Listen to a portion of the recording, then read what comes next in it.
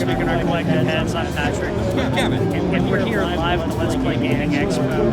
We're talking some Dark Souls. Because we love Dark Souls, you love Dark Souls, and if you don't, we don't know if we love them. No, we love them. We just love them. From afar. Look at you from afar and go, maybe. Also, we have more content that's not about Dark Souls. You can feel free to click on any of those. No, you can't. Yes, you can. Stop, Patrick. Stop.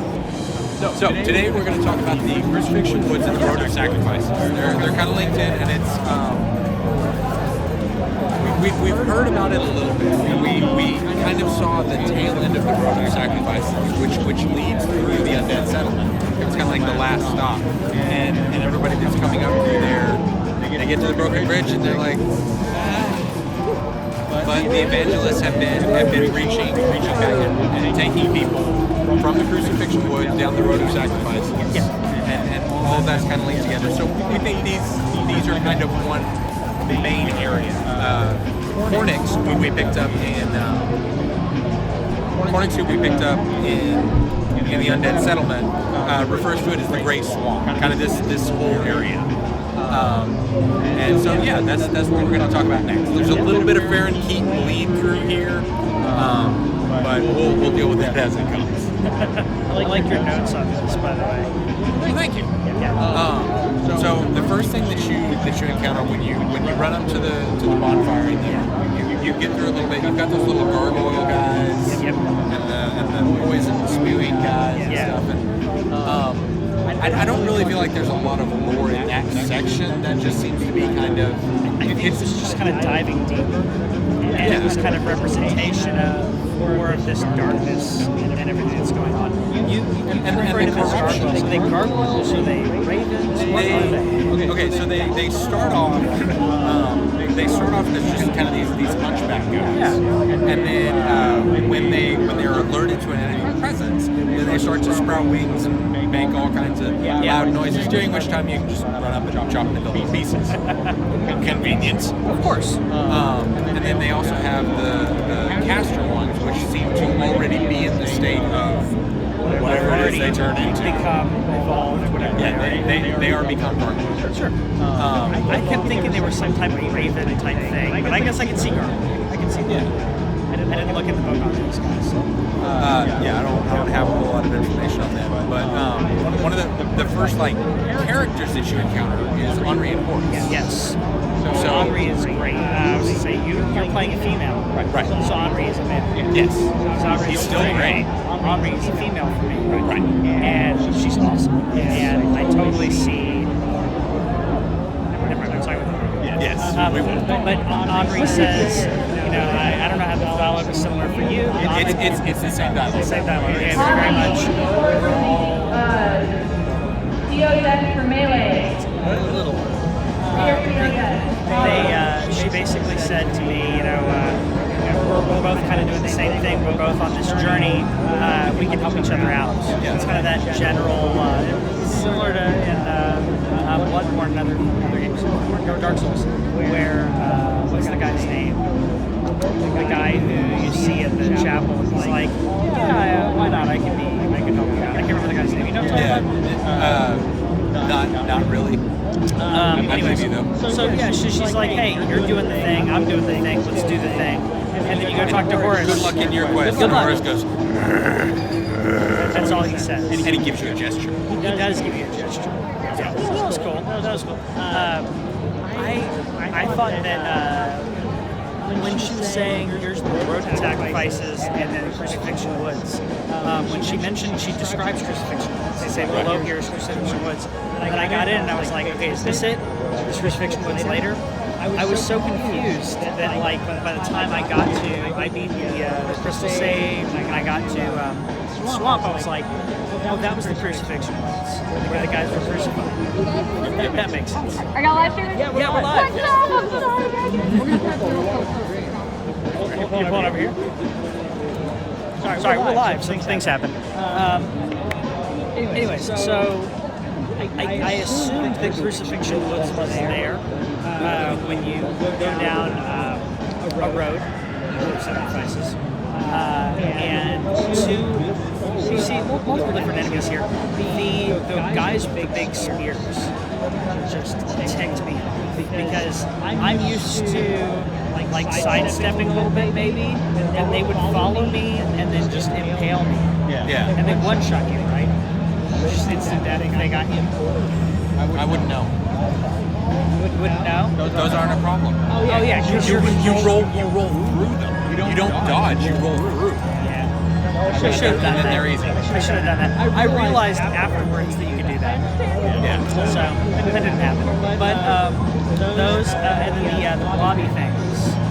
What were those? The little poison mushrooms? Yes. Okay.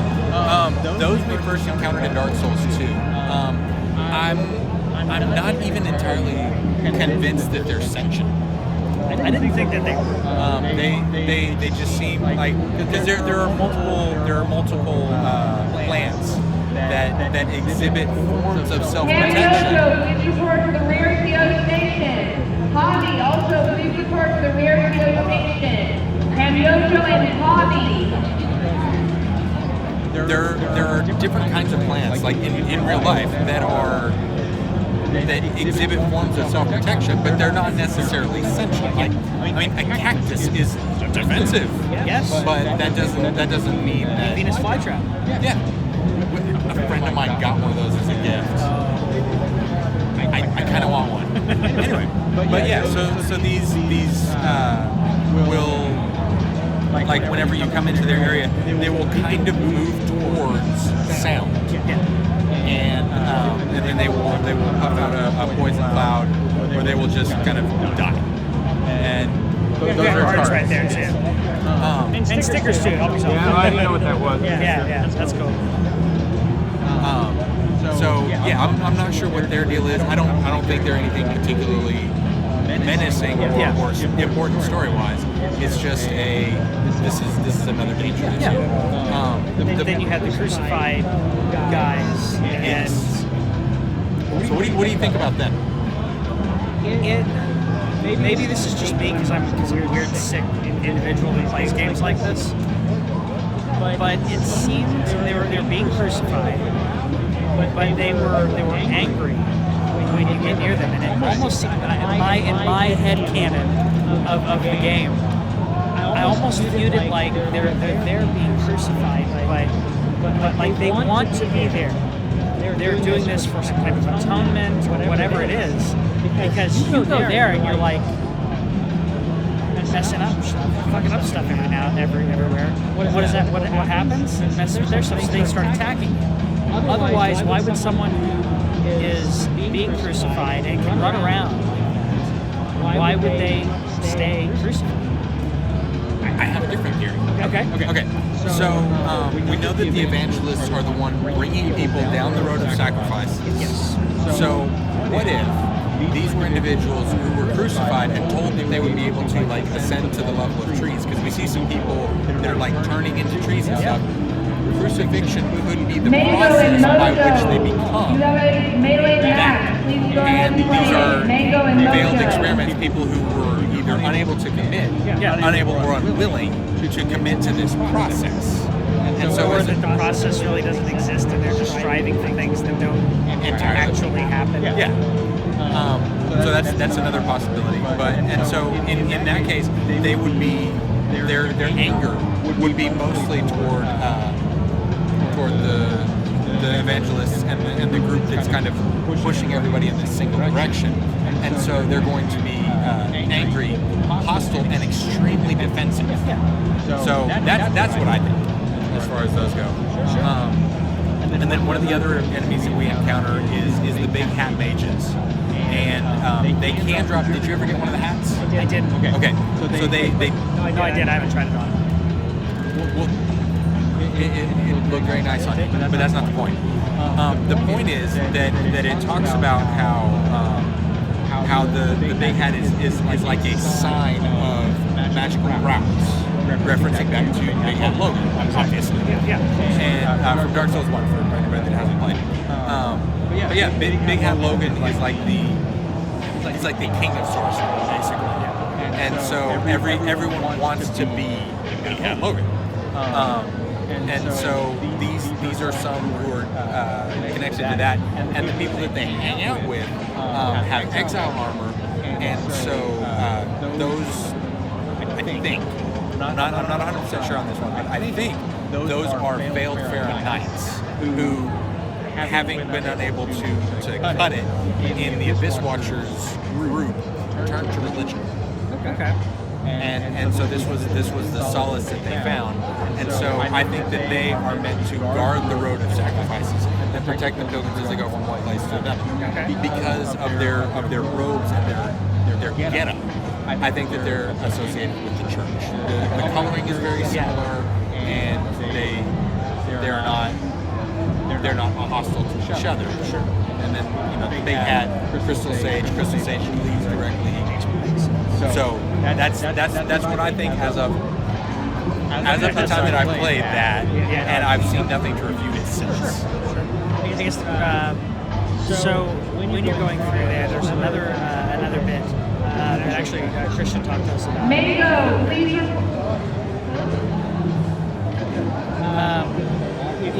If you stay to the right, so to the left, and then there's a staircase in the middle, and there's giant crabs. But if you stick to the right, there's a doorway and a black knight. Yes. And I didn't see the connection that Christian pointed out. Right. Which is a possible connection. I don't know how solid it is. The reference to the Black Knights and the Dark Souls. Okay. Considering the fact, not to get too spoilery, but that Black Knight overlooks the swamp Mango, please report that to is the very rear cute. video deck. Mango, to the rear video deck. So that's the connection that I see there. I did think it was horrible design. That you can run around him without aggroing him. Did you do this? Yeah. You can run around him without aggroing him. Drop down and grab the item. There's an item on the camera. What it was? Ember maybe. You can grab the item on the other side. You drop down, grab the item, and then the only way back is to go through him. But you grab the item and then run away. That's what I do. Through him and not have to fight him. You fought him. Did you fight him? Eventually, You ran in and grabbed the item. I ran in, grabbed the item, and got stabbed to death. But thankfully, This is what I do. Thankfully, the item stays with you. Right. So yeah. But yeah, I was mostly disappointed that a potential lore character was not guarding anything in particular. That was kind of Yeah. I think it was an ember. It wasn't anything very big. So. yeah, it was fairly common item. But other than that, so to the left, you had, like you said, you have the big hats, you have the pilgrims, and the stabby guys. The stabby guys, which, again, I don't think it has anything to do with it, but I felt like it may have something to do with the lumber of it becoming like getting a sacrifice. I don't know. Or getting a crucifixion. Crosses, yeah. But they're not. But the crosses don't look like they would. So they don't. I don't know why they have. Maybe they're just lumberjacks and they're okay. They might be. We don't want to speculate on any of their activities or clothing at other times. Anything else, or elections, or where they hang out. Rose petals pressed into books. We don't know. We don't know. If you caught that, cool. If not, Lucky, can you please report to the rear figured video we'd find it. station? Exactly. Lucky to the rear video station. But then going, so you go through there and you find, well, actually, up the stairs and you go through all that, and then you find the crystal sages. yes. Well, crystal sage. Crystal sage, which, yeah, I keep saying sages because the crystal sage duplicates herself. Herself? Himself, I think. Himself. I said himself. Christian said I think it's a she, and I saw nothing to tell me which one it was. Okay. I don't know. No, I I'm love curious. this battle. What? Yeah, that battle was a lot of fun.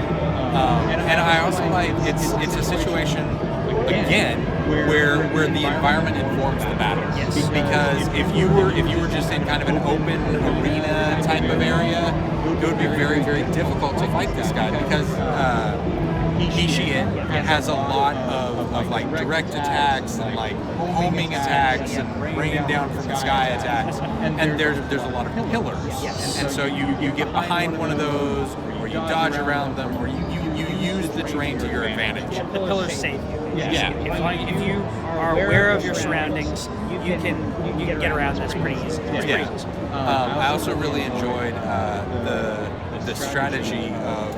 I mean, you can see that the one with the purple orb is the real one. Yes. And then you just hone in on that, you're fine. So this was the only situation in the game that I found so far where the Farron Dart was useful, because it does very little damage, but you can fire it fast as crap, and you can also fire it while still moving. Yeah. See, your style is different than mine, because by this time I was all Dex. Yeah. So I had my soul arrow, that's it, or lights.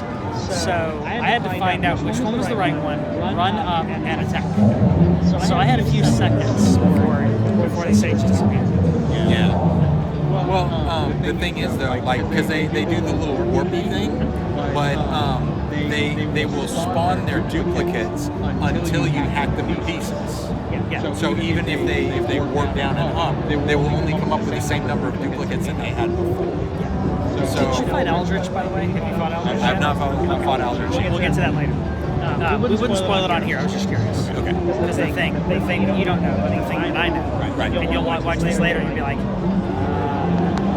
so later on. So that's what he meant when he said yeah. But yeah, it's a really fun area, and for me, one of the most entertaining things about the Dark Souls lore is how they constantly evolve and tell the story throughout the entire series, the story of the history of magic. Yes. And that is something that is of intense interest to me. I really get a kick out of that because like there's miracles, which are church and very cloistered over here. These are the holy things, and they're the tales of the travelers and the gods and all that kind of stuff. And then you have sorceries, which are connected to Vinheim, and then you have like an entire anti-sorcery movement by Allfather Lloyd, who doesn't trust magic, and that's why he's top on my list of if I could travel back in time in the Dark Souls world and kill anybody, it would be Allfather Lloyd. I like that guy. Maybe someday I'll get to. Probably not. But yeah, so and then on top of that, you have two branches of pyromancy from the Bed of Chaos, when the Witch of Izalith attempted to rekindle the first flame. Okay. And that's where pyromancy magic comes from, is because she attempted to rekindle or duplicate the rekindling of the first flame, and it didn't work, but it created a new type of magic, which was fire-based. It wasn't pure holy fire. And initially, holy fire was a spirit, soul, arrow. Right. And I also like how Soul Arrow and the philosophy around magic is what causes those to be homing, is they are seeking out other pieces of the humanity that is within everyone. That's just yeah. That's why you tune in and listen to us talk about this kind of stuff, because the game doesn't straight up tell you these things. No. So, like I'm listening, we're talking about pyromancy, and I'm like, oh yeah, oh wait, is that the thing? I didn't know. Yeah. So this is where we start to find, because Cornix said, hey, if you find any pyromancy stuff, I'd like to take a look at it. I can teach you stuff. Help me, help you. Yeah.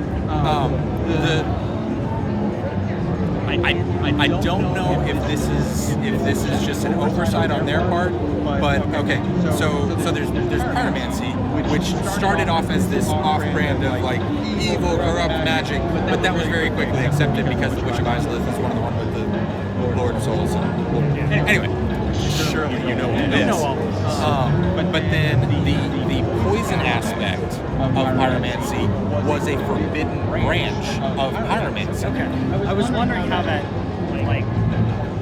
branched out. Yeah. It was I forget I forget who it was, but there was somebody who discovered basically that pyromancy could be corrupted into a poison. That's where you get like the poison mist and the mercury vapor and all these kind of really awesome spells. But what irritates me is Cornix is a pyromancer, and he deals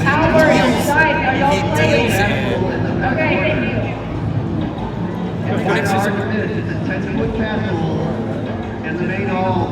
They're competing with each other. All right, go ahead.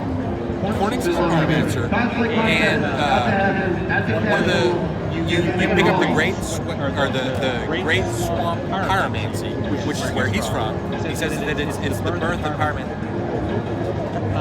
He says that it's the birthplace of pyromancy, which is not true. I'll tell you why later. But when you give him the Great Swamp Pyromancy tome, which you find here, then he says, "Oh yay, these are beloved and classics for me. Oh look, here's a poison one. I'll teach you." And then a couple of tomes later, he says, "Oh, this is forbidden. I will not teach you this. This is corrupt." And I'm like, "No.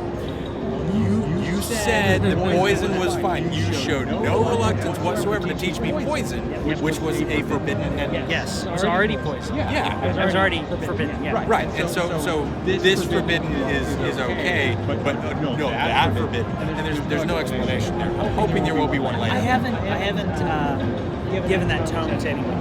There's someone else apparently you can give the tome to. Yeah, I'm not that far. I want to find them so badly though, because like I'm actually way lower level than I would be otherwise, because I am buying all the miracles and all the I collect all the spells and I hold them close to my chest essentially. Instead of actually leveling up. That makes sense. Like even stuff that I'm not planning on using, I'm like, yeah, I want it.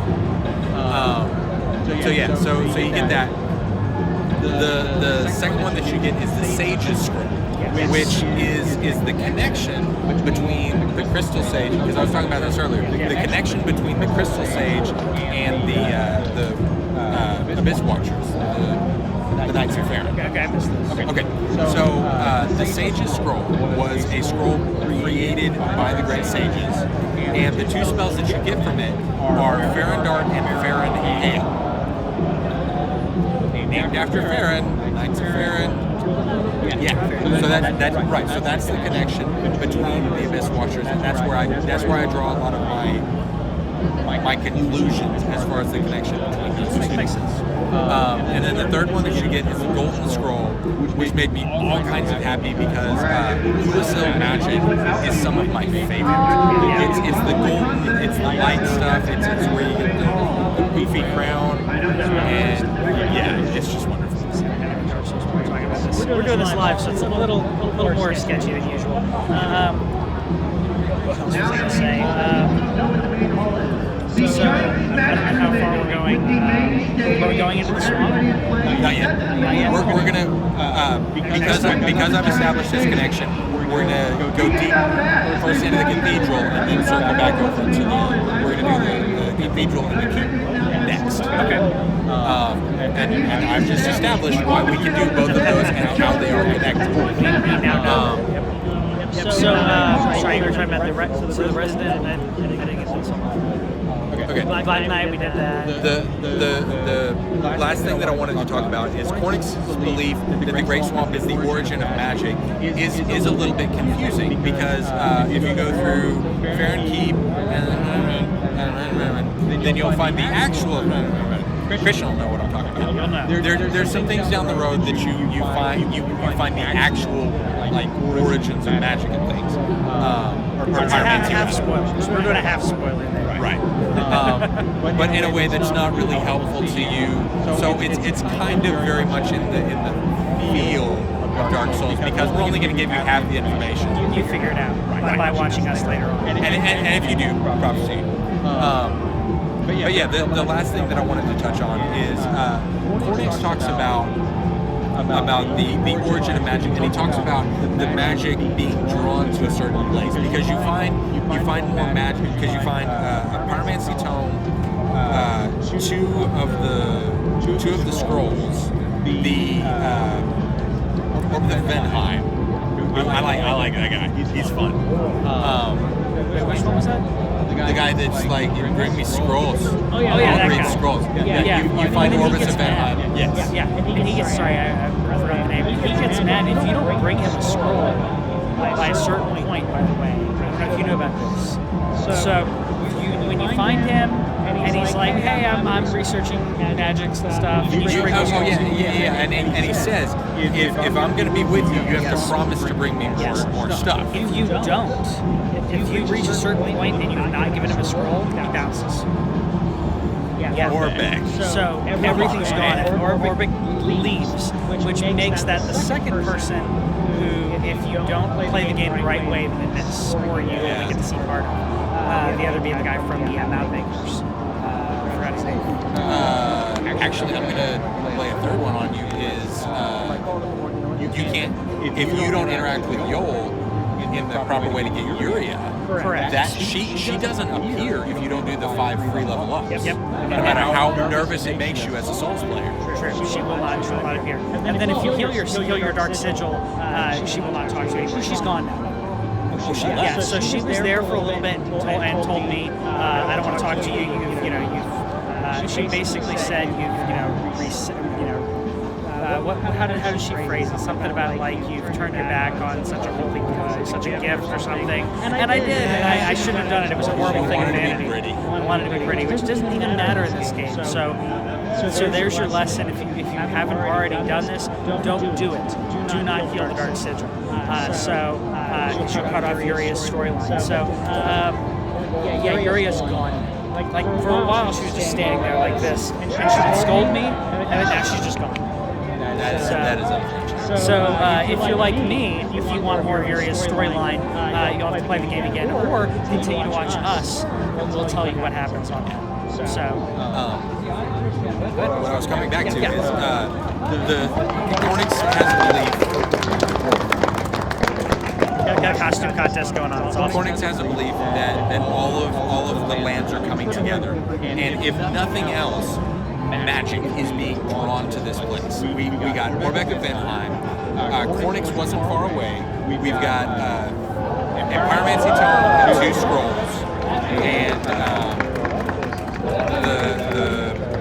the tree scary staff magic flinging people that we'll talk about on the next episode. Yeah. But like there's a lot of magic use and magic origin right here.